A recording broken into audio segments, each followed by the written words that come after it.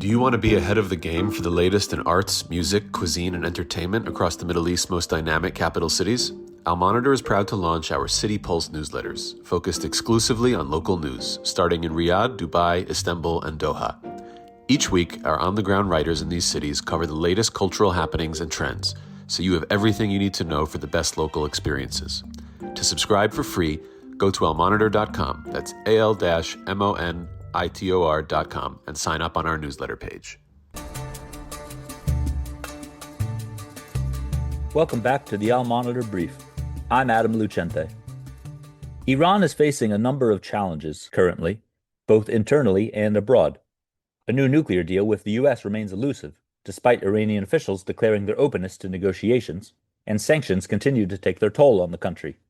Iran is now facing an energy crisis as well as a worsening water crisis.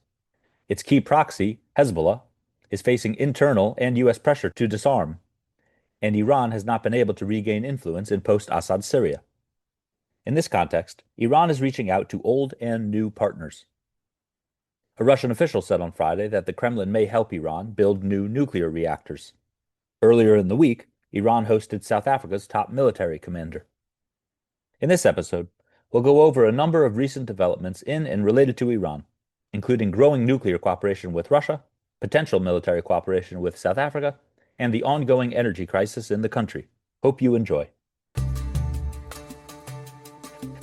The CEO of the Russian state-owned energy giant Rosatom, Alexei Likhachev, said on Friday that negotiations are underway to build a number of small nuclear reactors in Iran. The comments are the latest sign of growing energy cooperation between Iran and Russia, including in the nuclear sector. The two countries previously agreed in April that Russia would finance a new nuclear plant in Iran. The same month, they came to a deal on the export of 55 billion cubic meters of gas from Russia to Iran. Iran actually has the second largest gas reserves in the world, but is increasingly reliant on imports, especially amidst its ongoing power crisis. The fuel shortages are driven by sanctions that prohibit international investment in Iran's energy sector, as well as government mismanagement, rising demand, and fuel subsidies that encourage smuggling. Iran gets the majority of its power from gas, with nuclear power only accounting for about 1% of the energy mix, according to the International Energy Agency. Russia's involvement in Iran's nuclear sector goes back decades, and a Rosatom subsidiary helped build the Iranian nuclear plant in Bushehr. The growing cooperation comes as both Iran and Russia face sanctions and tariffs from the U.S. President Donald Trump has vowed to place secondary tariffs on anyone importing Russian oil, and to that end, a 50% tariff on India is expected to come into effect later this month. In late July, the Trump administration unveiled sanctions on more than 100 individuals, entities, and ships for allegedly transferring Iranian oil. Trump and Russian President Vladimir Putin met in the U.S. state of Alaska on Friday to discuss a ceasefire in Ukraine. Though not directly related to Iran, a lasting deal in the war could take some heat off the Russia-Iran energy relationship and free up the Trump administration to focus on a new nuclear deal with the Islamic Republic. It's worth noting, however, that the U.S. is also engaged in talks to end the wars in Sudan and Gaza. Iran, a major drone supplier to Russia, is likely watching the Alaska talks closely.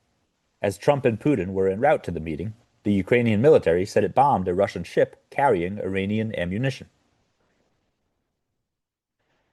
Don't go anywhere. We'll be back with more after this short break. Today's transformation of the Middle East is at the center of global geopolitics. Whether you're an analyst, diplomat, executive, or academic, you need the best reporting and analysis to understand what's really happening on the ground and what it means for the world. Al Monitor is the award-winning independent leader in Middle East news. From Riyadh to Beirut, Abu Dhabi to Doha, and Baghdad to Tehran, our team of over 100 expert journalists report daily on the top stories driving the regional trends. Download our mobile app and subscribe to Al Monitor to follow what leaders and decision makers are reading every day. Go to almonitor.com, that's AL-MONITOR.com, and use promo code POD25, POD25, for a discount. Okay, we're back. Russia is not the only country Iran is looking to boost relations with. On Tuesday, the Islamic Republic hosted South Africa's top military commander, General Rudzani Mapwania. The general met the head of the Iranian army, Major General Amir Hatami, as well as Iranian military chief of staff, Major General Abdurrahim Mousavi. Hatami said South Africa occupies a, quote, special position for Iran with regards to its African outreach. He also endorsed deepening bilateral military cooperation and praised Pretoria for its case against Israel at The Hague. Mosavi said Iran could share its expertise with South Africa on fighting terrorism. For his part, Mapwania said that Iran and South Africa share, quote, common goals. Iran and South Africa have been getting closer for some time. Iran joined South Africa in the BRICS bloc last year, part of its effort to boost relations with the global south, mitigate the effects of sanctions, and reduce dependence on the dollar.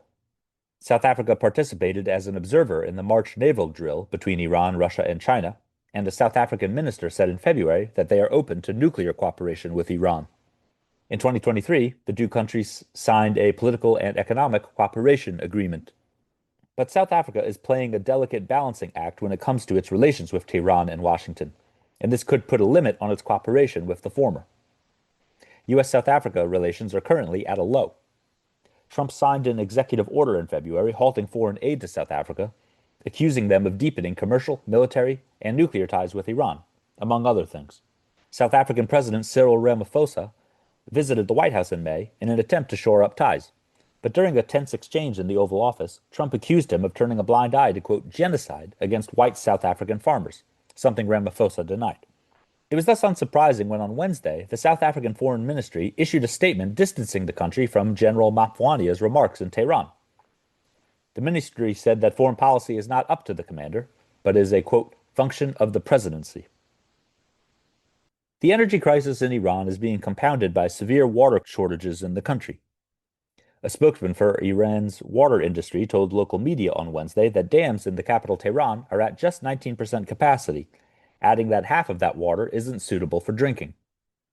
He said residents have successfully cut consumption by 13% recently, but will need to reduce it by another 12% to stave off a full-blown emergency. The shortages are the result of a number of factors. Iran has had drought for 5 straight years, and rainfall is down more than 40% in 2025, per government statistics. Critics of the government, however, have blamed the shortages on the so-called water mafia, a reference to the allegation that funds intended for water management have been used instead to fund megaprojects run by government loyalists. Over-extraction of groundwater and rising demand are other factors contributing to the situation, according to local reports. It isn't clear whether anyone from the outside will help Iran with its water crisis. Israeli Prime Minister Benjamin Netanyahu said on Tuesday that Israel would assist Iran with its water issues once the country is, quote, free from the current government. Iranian President Masoud Pezeshkian unsurprisingly dismissed the comments, telling Netanyahu to instead focus on the plight of people in Gaza. Thanks for listening to the Al Monitor Brief. Be sure to follow Al Monitor for more on the stories impacting the region. Until next time, I'm Adam Lucente.